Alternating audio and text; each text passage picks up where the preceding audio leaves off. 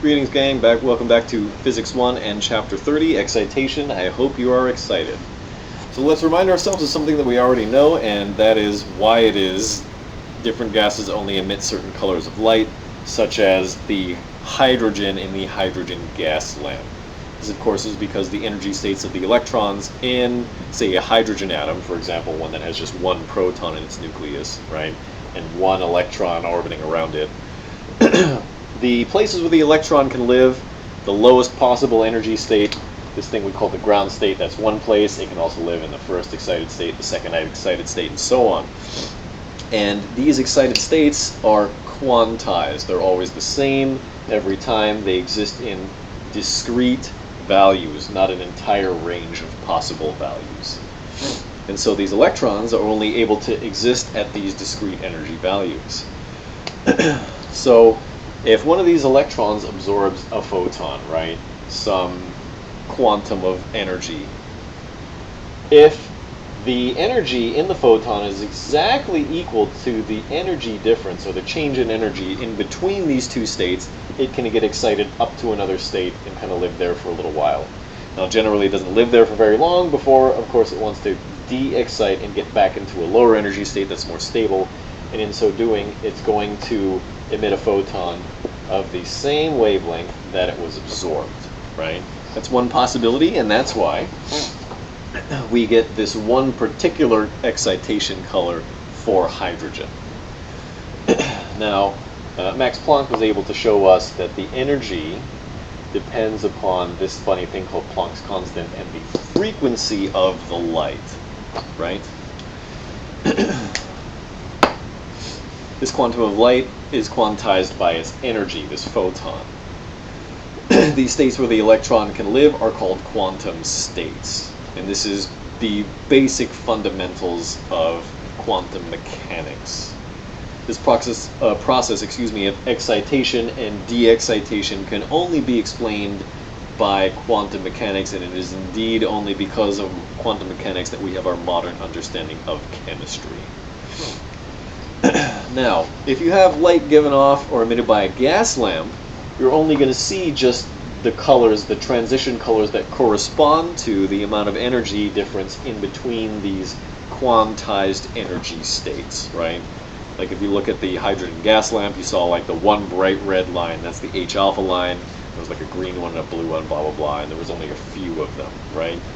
Because only a few of these transitions are actually visible to the human eye. Right? If an object gives off light from heat, it gives off a continuous spectrum, and so that's like all colors, the entire rainbow. What you would see if you put white light or light containing all colors, something that comes from what we call a black body radiator, into a prism so that it splits and makes the rainbow, right? We call that dispersion.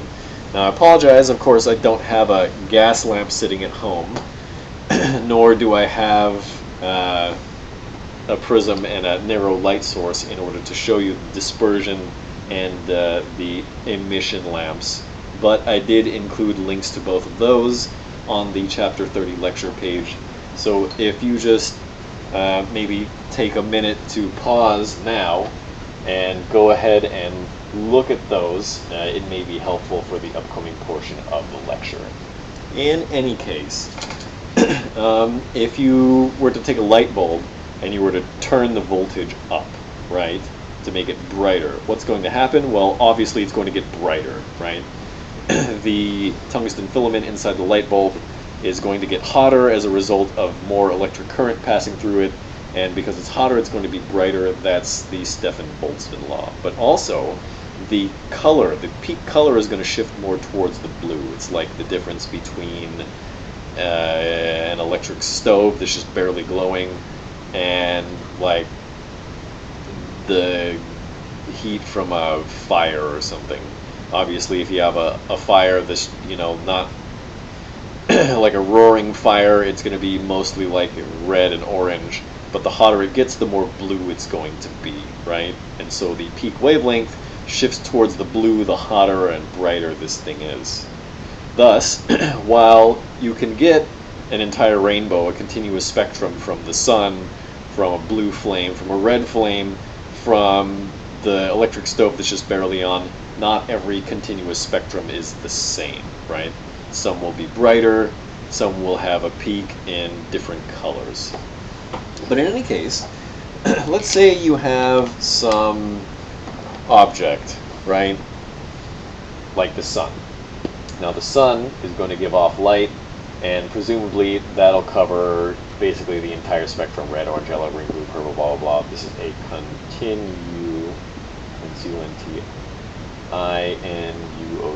continuous spectrum, right? All the colors. Now, when this light gets to, let's say, a ball of hydrogen gas, what's going to happen? Well, some of these colors, like the H alpha line, that red line, is going to excite the gas, right? And this particle might, re-emit, it'll get excited and then de-excite, and then emit a photon this way, and this will emit a photon this way, and this will emit a photon this way, and this will emit a photon this way, and this will emit a photon this way, and this will emit a photon this way, right? It scatters them in random directions. And so if you were to look at the light that comes from the sun and goes through this gas, it's going to look like these wavelengths, the transition colors, the emission colors for hydrogen, were subtracted, right? We call that an absorption spectrum. So it's going to look like all of the colors with a couple of dark lines where just the emission colors are missing, right? This is an absorption spectrum. However, if we were looking just at the gas, not at the sun, right? Not through the gas towards where the sun is. If we were looking just at the gas, you would see just the emission colors, like the H alpha line, right? Red, or there's a blue and a green, blah, blah, blah. Like just the bright colors and all the darkness in between them, right? This is an emission spectrum.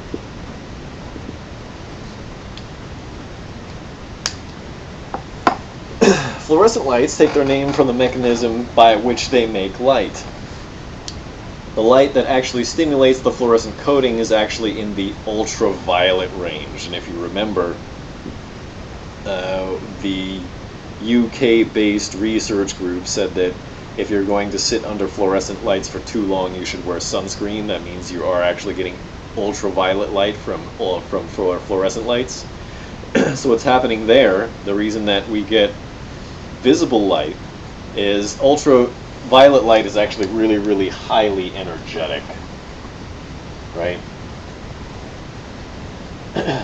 So you have your nucleus of your atom here, right? You're phosphorescent, and then there's a bunch of energy states.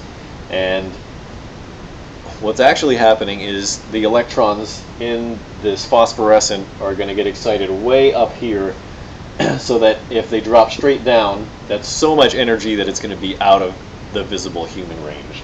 But like this transition will be like red, this will be blue, or green, this will be blue. And so each one of these will correspond to some different colors, right? As it de-excites back towards the ground state.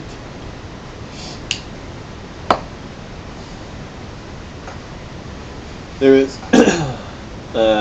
is this other funny thing called phosphorescence, which is different from fluorescence, right? Phosphorescence is this really funny thing that happens, say, if you take a green laser and you shine it through like some olive oil. Now the olive oil, when it interacts with just the right amount of energy, can put the electrons in what we call a metastable state, or a state where the electron doesn't usually sit. This allows the electron to stay there for just a certain amount of time before it decays and goes back to a lower energy state somewhere towards the ground state. And in so doing, it'll give off transition energy and transition colors not normally available to excited olive oil. And if you look at the green laser and olive oil video that I posted on the Chapter 30 lecture page, you'll see very clearly that the laser turns like a pink or a red in the olive oil. And we've already talked about this just a little bit, but there's this funny thing called a diode, right? Which has this circuit diagram component piece that looks like that, right? Showing that current can only go this way. Well, an LED, or a light emitting diode, is a diode and only allows the current to go one way, right? As the electrons experience enough voltage for them to make the electrons pass through the semiconductor junction that makes up the LED, it has to be excited across in between the energy states where it can exist. This is this funny thing they call a band gap. And the difference in energies, or the width of the band gap, tells us how much energy is going to be required to get the electron from one side to the other. And since the width of the band gap also tells us how much energy it is, it's also telling us what color of light the LED is going to emit once it clears the band gap. Now, a laser is this really kind of funny thing. It's totally different altogether, right? Laser stands for light amplification by stimulated emission of radiation. LASER. Laser light is very special for several reasons. Firstly, light from a laser source is generally one color. We say monochromatic.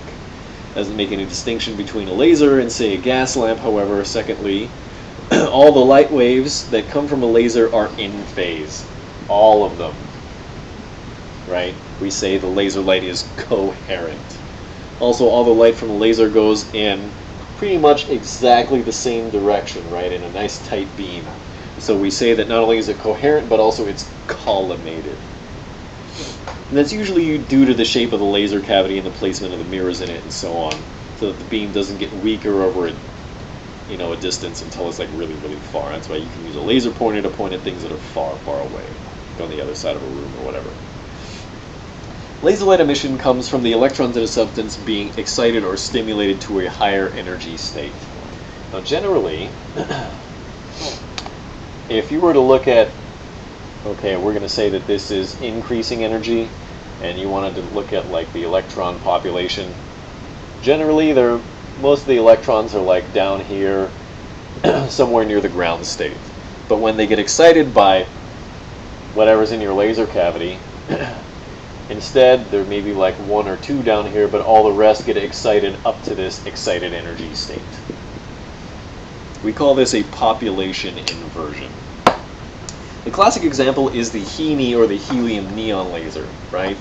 The helium atoms get excited up to this high energy state here, about 20.66 electron volts. And when one of them collides with a neon atom, right, this is the helium, and when it collides with a neon atom, the neon atom gets bumped up into a similar energy state, something like 20.61 electron volts. And the difference in between the two is taken up by the momentum of the collision. This in turn allows the electron in the neon to decay to a lower energy state, and in so doing emit a photon.